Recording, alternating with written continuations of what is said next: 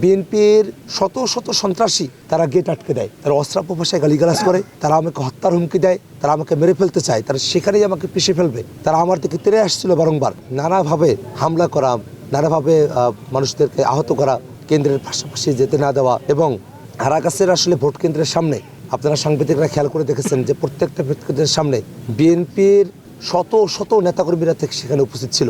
আমাদের যারা নেতাকর্মীরা ছিলেন খুবই অল্প সংখ্যায় এবং তাদেরকে কোনো ব্যাস পড়তে দেওয়া হয়নি। ব্যাস পড়লেই তাদেরকে সেখানে গিয়ে মারধর করা হয়েছে, তাদেরকে সেখানে হুমকি ধামকি দেওয়া হয়েছে। খুবই একটা বিপদসংকুল পরিবেশে কালকে কিন্তু হারাগাছের ভোটাররা তারা ভোট দিয়েছেন। তাদের ভোটের যে ফলাফল সেটাকে যাতে তারা কারচুপি করতে পারে সেজন্যে তারা কোনোভাবেই আমি যাতে ভোট কেন্দ্রগুলোতে যেতে না পারি সেজন্য তারা বাদ সাজল।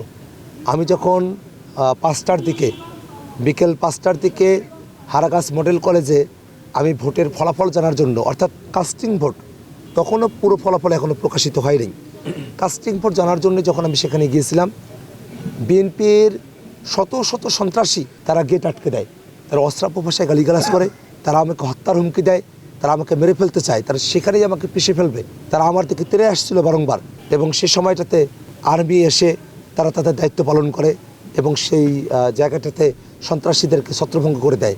এই সন্ত্রাসীরা আমাদের পিছু নিতেই থাকে এবং পরবর্তীতে আপনারা খেয়াল করে দেখেছেন যে সেখানে বিএনপির যিনি প্রার্থী জনাব এমদাদুল হক ভরসা তিনি সেখানে উপস্থিত হন। তার সঙ্গে আমাদের কথাবার্তা হয়, প্রশাসনের সঙ্গে কথাবার্তা হয় এবং প্রশাসনের কাছে আমি তখন জিজ্ঞেস করি একজন প্রার্থী ভোট গণনার সময়টাতে যখন ব্যালট পেপারটা গণা হচ্ছে সেখানে উপস্থিত থাকতে পারে কিনা। স্পষ্টতই আইন যা সেই হিসেবে ম্যাজিস্ট্রেট আমাকে উত্তর করেছেন যে অবশ্যই একজন প্রার্থী ভোট গণনার সময়টাতে কেন্দ্রে এবং যেখানে ভোট গণনা করা হচ্ছে সেখানে তিনি উপস্থিত থাকতে পারেন।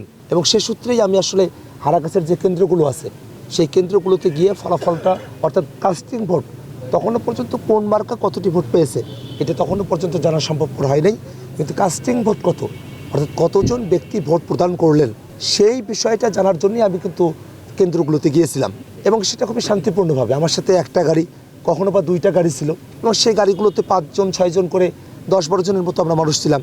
তারা শত শত মানুষ, হাজার হাজার মানুষ আমাদেরকে আটকে রাখছিল, গাড়িগুলোকে তারা চলতে দিচ্ছিল না, গাড়ির সামনে তারা বসে পড়ছিল, তারা গাড়ির সামনেগুলোতে আটকে দেওয়ার মতো একটা পরিবেশ তারা তৈরি করছিল। আমি অনেকগুলো কেন্দ্রে গিয়েছি, যে কেন্দ্রগুলোতে যাওয়ার পরে যিনি প্রিজাইডিং অফিসার আছেন তারা আসলে কতটা ভোট কাস্টিং করা হয়েছে সেটা তারা আমাকে সহজে জানাতে চান নাই। আমি তাদের কাছে বারংবার অনুরোধ করে আমি সেই ফলাফলগুলো, অর্থাৎ কতটা ভোট কাস্ট হলো এই ফলাফলটা আমি তাদের কাছ থেকে তখন আমি জেনে নিয়ে এসেছি। এবং প্রত্যেকটা জায়গায় আমি কিন্তু সময় ধরে, অর্থাৎ 4:45, 4:50 যে সময়ে আমি সেই কেন্দ্রে উপস্থিত হয়েছি, আমি একটা কেন্দ্রে বড়জোর 4 থেকে 5 মিনিট এই সময়টা আমার একটা কেন্দ্রে গিয়েছে। সেটাও গিয়েছে শুধুমাত্র সেই কেন্দ্রগুলোতে বেশি যেখানে প্রিজাইডিং অফিসাররা আমাকে সহজে তারা ফলাফলটা আমাকে জানাতে চাচ্ছিলেন না। এত অল্প সময় আমি সেখানে উপস্থিত ছিলাম। এবং এই পুরো সময়টাতে যখন এই হারাগাছ মডেল কলেজের ভিতর থেকে সন্ত্রাসীদের আস্তানা থেকে, সন্ত্রাসীদের ঘেরাও থেকে সন্ত্রাসীরা আমার জীবননাশের হুমকি দিচ্ছে, আমাকে মেরে ফেলবে, এই ধরনের একটা পরিস্থিতি, বিএনপির কর্মীরা, ভরসা ভাইয়ের সমর্থকরা তারা যখন আমাকে মেরে ফেলবে এই ধরনের একটা পরিস্থিতি, যখন আমাকে আর্মির লোকেরা তাদের দায়িত্ব পালন করে ছত্রভঙ্গ করে দিল, আমি যখন বাইরে বেরিয়েছি, ভরসা ভাইয়ের সাথে আমার কথা হলো, তিনি আমাকে জিজ্ঞেস করলেন যে তোমার তো এজেন্ট আছে। তা আমি বললাম যে ভাই এজেন্ট মানে প্রতিনিধি, আর আমি তো মূল ব্যক্তি এখানে হাজির আছি, আমি মূল ব্যক্তি হিসেবে আমি যদি এটা জানি তাতে কোনো অসুবিধা আছে কিনা। তিনি বললেন যে না, হয় তুমি এমপি হবো অথবা আমি এমপি হব, চলো আমরা কেন্দ্রগুলোতে যাই।